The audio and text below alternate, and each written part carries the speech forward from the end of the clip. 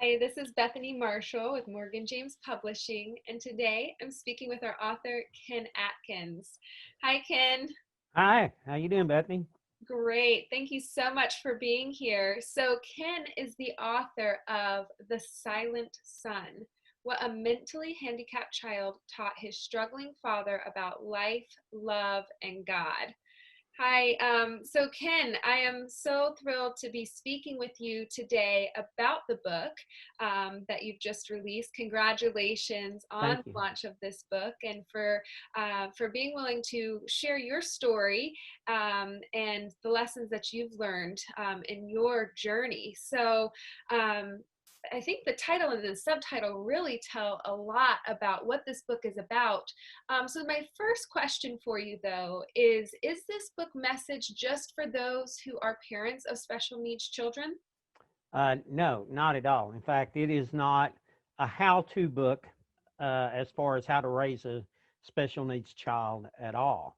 It is about how this child changed me. So it's really more of a story of redemption, and it's the more I've talked to people and reacted with readers, people who have already had a chance to read the book, particularly parents of special needs. It's for anybody who's gone through any kind of major challenge in their life, which is, I think, everybody, right? But it is definitely it's a story about the needs of the special needs world, but and more about their caretakers. We know about the issues that our children and our special needs adults that we're caring for have, but one thing is that the caretakers have their own special set of needs. There's a loneliness and an isolation, and therefore the other thing I've learned through the pandemic is that we in this world, the special needs world, we have information to share with the whole world because the whole pandemic world understands a little more about being isolated. And so this is what this story is about. It's about overcoming the challenges of life with some special need in your life, and yet everybody has some special need in their life. Yeah, that audience is quite broad because as you say, we all do have special needs in our life. So so your subtitle of this book, which again is What a Mentally Handicapped Child Taught His Struggling Father About Life, Love, and God. So you mentioned that you learned in your journey. So could you tell us what the biggest lesson was that you learned? Yeah, I think what the lesson I learned is that we are not alone. When you are the parent of a special needs child, because your children don't know how to, they can't function normally in the normal world. And so rather than put yourself and your child in a bad position, you tend to just avoid it. And people will avoid you not because they uh, they're not trying to discriminate against you, but they are protective of you, right? They don't want to do or say something that's going to hurt your feelings or hurt the child's feelings. And so they just kind of give you wide berth. They're supportive. And so there is this incredible sense of isolation and loneliness that we feel as caregivers. And yet that is a problem that permeates all of society. And that's where and it's in our isolation we tend to make bad decisions. I know I have. I make most of my bad decisions in periods where I'm isolated and alone, and so that's where fear comes in. That's where despair and discouragement. And so that's the lesson. The main lesson I learned is that we're really never alone, and that's the lesson that I learned about life and love and God, was that we are never alone, and there are other people around us who understand, and but always there's God's love that covers over everything. Mm, wow. So, your book chronicles your journey through many challenges. Where do you see the book taking you next? Well, I'm hoping to. And, you know, it's interesting, since I finished the book, and I spent a lot of time since then thinking about what's the message of the book. And, you know, it's not a huge book. Here it is, you know, but it's a story, and it's a very compelling story. And, you know, I tell people it's not that I'm a great writer, it's just that God gave me a very compelling story, just like He gives every one of us a story. And if we're made in His image, our stories are part of His story.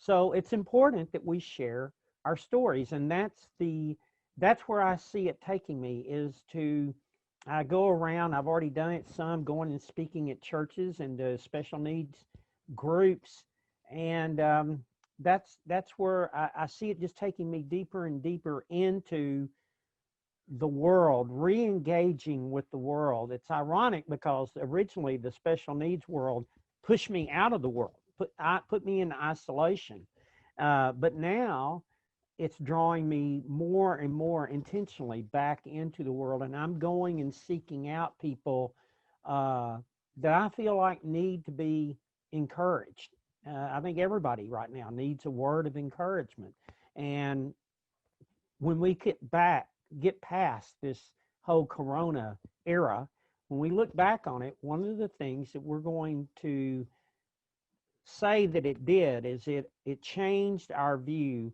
of what day-to-day life is all about. And it's either going to push us further apart, or it's going to bring us closer together. And hopefully, in my goal, my part, what I see, this book giving me an opportunity, a story to go share with somebody else. And in that, when I share that story with them, and they feel comfortable sharing their story with me, and if they'll share it with me, they'll share it with other people, and that's how we reconnect everybody. Mm. Wow, you hit on so many important topics right there with that alone, and I love so much about what you're saying about how um, you know, you experience those moments of isolations, and now you're actively out there seeking people who may need that connection and that support. And what a profound ministry that's been placed on your heart there. I know we are so proud of this book and you and the message. Could you hold the cover up again? I know Yep, we can see yep. it in the background, Right. but Yeah. it's a really really special cover. Could you tell us a little bit about this cover and So, yeah. So this is my son Danny. This is the silent son, right? And that's Danny. That's who this book is about. And this swing he's sitting on is sitting in our backyard. I built it for him from a kit a couple of years ago. And this is uh, I'm real happy with the way the cover came out. And the truth is, uh, he is the reason for all this. And when I say all this, I'm not just talking about this book. He's the reason I'm sitting here today. Uh, I was on a really bad track in my life, and at one point, when I was in my late 40s, I it happened that I became the single parent of my son Danny and his sister, and so that huge. I always say the worst thing that ever happened in my life was the best thing that ever happened to me, and so that's why, you know, I wanted him on the cover, because without Daddy, and he speaks, he is nonverbal. He has a genetic defect, and he will never speak a word, but he reaches more people. We walk every day in my neighborhood 5 miles, and I'm just another old guy wandering the streets. But if I'm pushing him, people stop their cars and get out to come talk to us. He just has that, there's just something about him. And so God has really used him to reach more people than I'll probably ever reach. And it began with me. He reached me. And so it's, you know, that goes back to my belief that there are angels among us. And he has definitely been my angel. Ironically, he has a condition known as Angelman syndrome. So, but yeah, it's the cover is to me, it says everything that the book has there. You know, he's looking off in the distance, and you wonder, what is the world? What great world is he seeing out there? Well, I know a little bit because I've been on that journey with him, and so It's been a real joy. Hmm. Wow. Well, thank you so much for sharing that. And I feel like there's a million more questions that I could ask you Yeah. and pick your brain on and glean from your wisdom. But if people want to learn more about you or about the message, or if they want to connect with you, what's the best way for them to find more information online? Yeah, I have a website that's thesilencsun.com, all one word, thesilencsun.com. Also, you can look us up on Facebook either through Ken Atkins or The Silent Sun. I have Facebook pages for both those, so that's the best way.